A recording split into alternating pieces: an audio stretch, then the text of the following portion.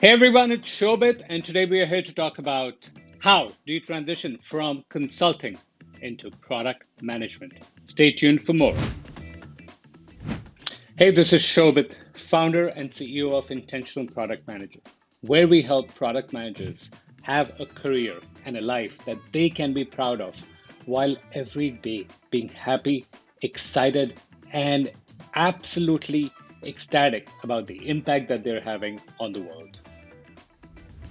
Okay, so we're going to talk about three things in this video. Number one, as a consultant, what do you already bring to the table that you must leverage in your move into product management? Second, we're going to talk about okay, what are the things that either you don't have or people perceive that you don't have that you need to work towards, showcase differently so that you can transition into product management. And then last but not least, we'll talk about how to make that transition happen. The first thing you bring to the table as a consultant is very strong storytelling and communication skills. Look, people might make fun of consultants. Like all they do is build PowerPoint decks and all these presentations, and the presentations they sit on the shelves, and you're just a slide monkey and all those things. But that's a great source of strength for you because telling that story well, being able to communicate things is one of the superpowers as a product manager. As a product manager, people are relying on you with your communication skills. You're bringing clarity. You're bringing that story that makes people feel inspired and feel like they want to do something about it. You know, you are you need to be a strong communicator to move to a certain level and beyond as a product manager. I don't think I've seen any product manager that while we all have our own styles, that was phenomenal and wasn't a great communicator. So don't let that go. You are bringing that strong communication skills. Be proud of it and bring it to product management. Skill number two that you're bringing to the table is stakeholder management. Now, go back to your consulting team, right? Your engagement manager, your partner or associate partners, directors, your team members, other people who support you, client, tons of client teams. Like all these people are stakeholders. And if you don't do a good job in managing these stakeholders, you're not going to do well as a consultant. Management consultant, strategy consultant, operations consultant, whatever. Same thing. But, but, what about product managers? Your boss, your boss's boss, the head of engineering, the engineering counterpart, designer, you know, privacy, legal, all stakeholders that have to be managed. You have to understand what is it that they want. You need to communicate messages in a way such that it appeals to them. You have to bring them along to get approvals on all the investments you're looking to make. So those stakeholder management skills, I wish I could just transfer that to a lot of the clients that I coach with right now because that makes a massive ton of difference. So bring your stakeholder management skills over to product management. Skill number three, problem solving. How do you take a complex, unclear, undefined, wide problem, break it down, understand what are the various factors that are actually causing the problem?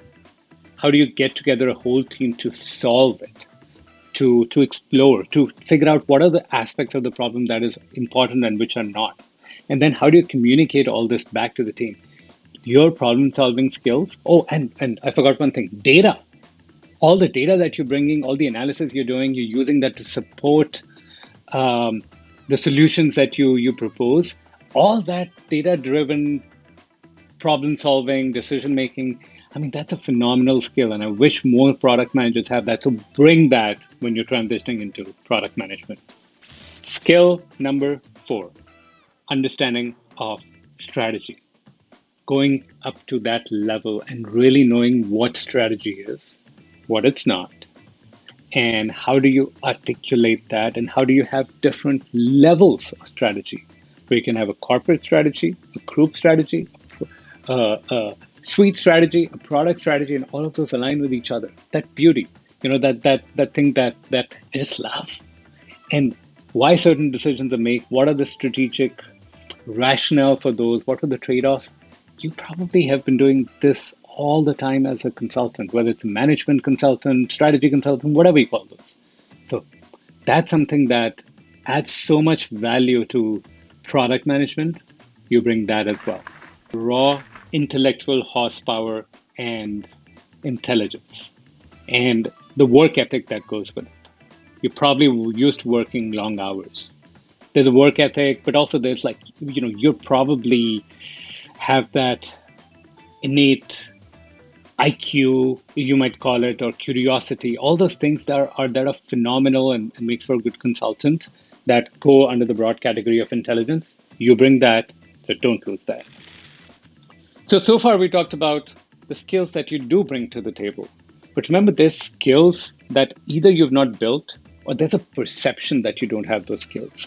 And fighting those perceptions and recognizing where you lack and then counteracting those, that's just as important.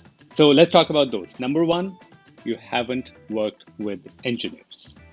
You have not worked with engineers in most cases. And so there is this worry that, hey, would you be able to interact with the engineering team?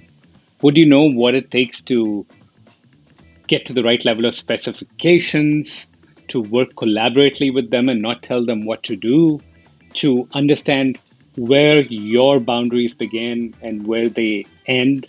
What do you own? What do they own? All these things, and how do you work together in an agile manner?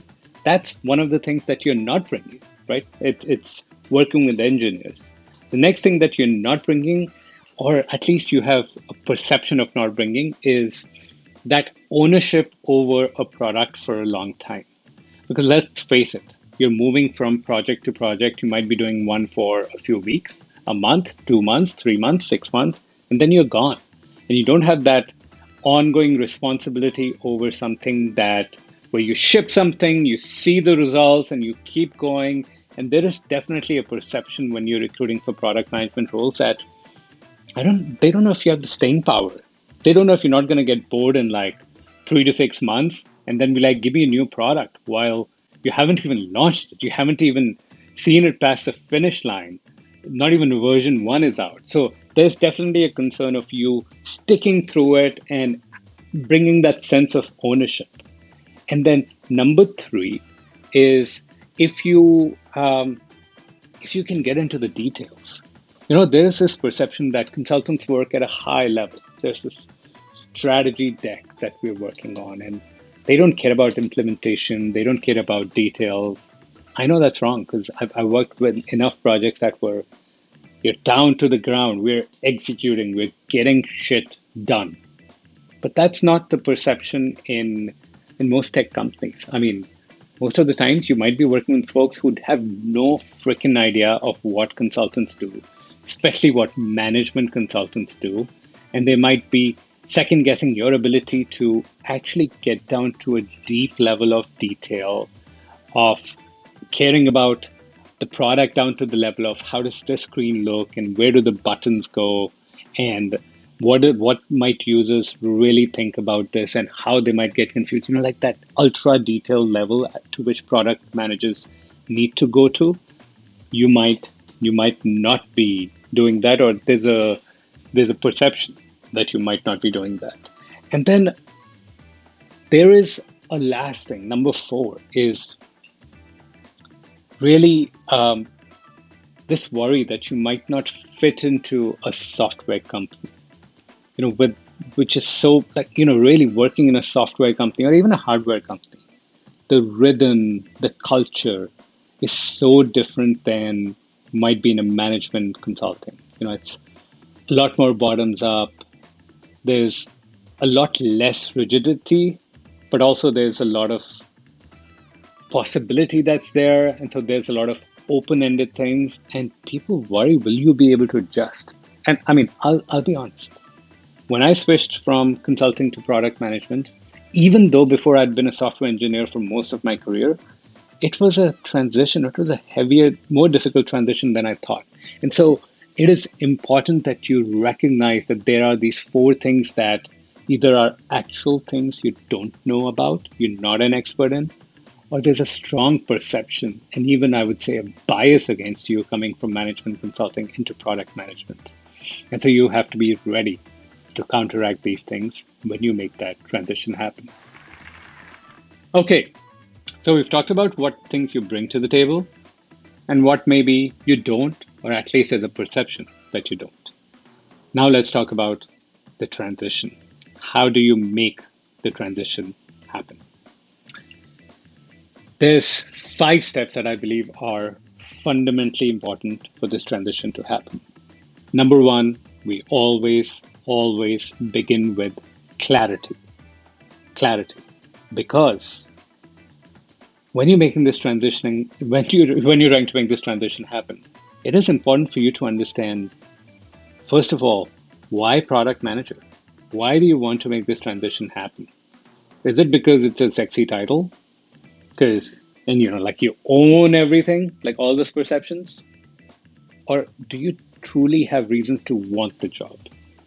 And it's not about any job. Exactly what's the kind of product management role you're after? What level, kind of company, culture, impact, money, all those things. You've got to gain clarity on what are things that are truly important to you and design a strategy around this search. Because as you might know already from me, which is that there are enough people that are just searching jobs for just by, hey, what's on LinkedIn? Let's apply 10 today. Fine. Easy apply. Let me go hit easy apply. There's no strategy, there's no approach. So just like you would in management consulting, you would also have a core of a strategy, a kernel that classifies what's important and then builds an approach that helps you land exactly that thing. You have to do that for your search and for your transition from from consulting into product management. Now, once you have that clarity and you have a strategy, the next part is a story. So you've had crazy number of experiences as a management consultant, right? Your resume, your LinkedIn, your stories don't scream product management, but you can build a narrative, often with help from others, that actually tells that story of you being a phenomenal product management candidate, especially one who's right for the particular role that you're applying to. Now, this means introspection. It often means coaching. It means digging into everything you've done in the past and painting that picture of why do you deserve to be that amazing product management? Why should they take you versus somebody who just had a few years of product management experience? I mean, they're taking the risk. So your story is going to give people the confidence and the inspiration to trust that you can make that transition happen. And so that's the second part, have the strategy, but then have the story that flows through your resume, your LinkedIn, your portfolio, if you have one, your answers to behavioral questions, your follow-ups. It just flows and unifies the whole thing, inspires people, solves their problem, clears doubt that's in their mind, and helps you land that product management role. Number 3, you have clarity and strategy, you have story. Number 3 is interview preparation. You gotta be ready for what's there in product management interviews. And there's a few things. So you've probably done case prep before. Good asset. Except if you went in, assuming these are all again case questions, you'll run into all sorts of issues. So number 1 is you got to change your language. You cannot afford to speak the language of consulting when you're doing product management experience. And the fact is you don't know yourself. So you need that feedback from others. Because, listen, we're fighting stereotypes as a management consultant. And the more you use words like, I don't know, synergy or strategic intent or whatever, the more you start planting these seeds and then strengthening them in your interviewer's mind that, oh, this person, they're foreign. They don't belong in my company. They're not a right fit. And so let's not go with that. Right? And so what is crucial is you start to prepare for product management interviews with the intent of actually acing them, but come across as someone who's already speaking the language, the culture, everything of the company that you're going after rather than where you're coming from. And then also understanding what are folks really looking for in all sorts of interviews: behavioral, product design, product strategy, execution, analytics. You have a lot of these skill sets, but it's also about being well prepped for what companies are looking for right now, especially some of the top companies in the world that are going to pay you that amazing salary that will meet or even exceed your expectations coming in from a highly paid profession like consulting. So that's the next thing is, are you prepped to land that phenomenal role? And are you ready to interview with the right language and the right skill set to transition into product management at the right company by doing amazing interview prep and getting feedback from the people who have interviewed PMs who understand this and can make sure you are successful. Step number 4, networking, which means getting the referrals and the insight that you need to be successful at a company. There's certain signs, certain things that you can do to shoot yourself in the foot when you're interviewing. But there's also approaches that you can take which actually help you land the interview. So, number one of the things I hate most is applying online. I mean, I've even been working with some companies and help them land the right next person, and they were literally ignoring all the online applications. There was just so much noise.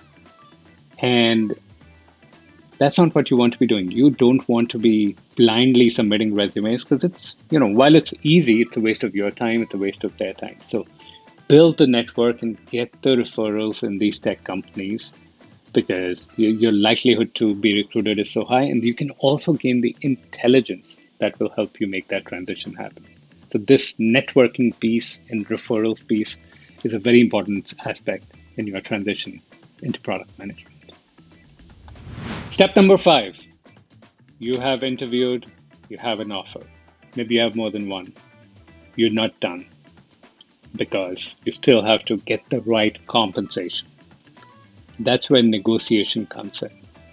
Don't believe anyone when they tell you that it's going to be that you can't negotiate these salaries. Everything is negotiable. Everything. And as long as you have the right information on your side, you know what other people are doing, you know how to negotiate, there's a phenomenal change that can happen. And like I've seen people who are moving from management consulting into product assume that they need to take a pay cut. No, you don't. Most of the times you don't. In fact, the way tech companies are paying right now, you can choose if you want to get exactly what you want, exactly what you deserve. So negotiation is another very crucial last element that helps you make the transition happen, but also sets you up for success. Now you have a choice. Listen, Mr. Consultant, you can take all this information, write it down, and just completely ignore it. Because all this information is useful, but on your own, how much are you able to apply it? Or you can decide to take a stand for your transition if you're truly serious and put these lessons in play with us. So what I want you to do is to go to intentionalproductmanager.com/apply. Link will be on the page, and set up a breakthrough session with us because we want to help you figure out exactly what's going on in your career, where things are not working in your transition, and clarify what is it that you exactly want. And then based on that, build a step-by-step plan to help get you there. This transition is one that I'm particularly passionate about, having myself transition from management consulting. I used to work in McKinsey, to early stage or a mid stage startup product manager. I've helped so many more people make this transition happen, be happier, making money, excited about their role, having that strong ownership. And I love when these transitions happen. So I'm here to help you.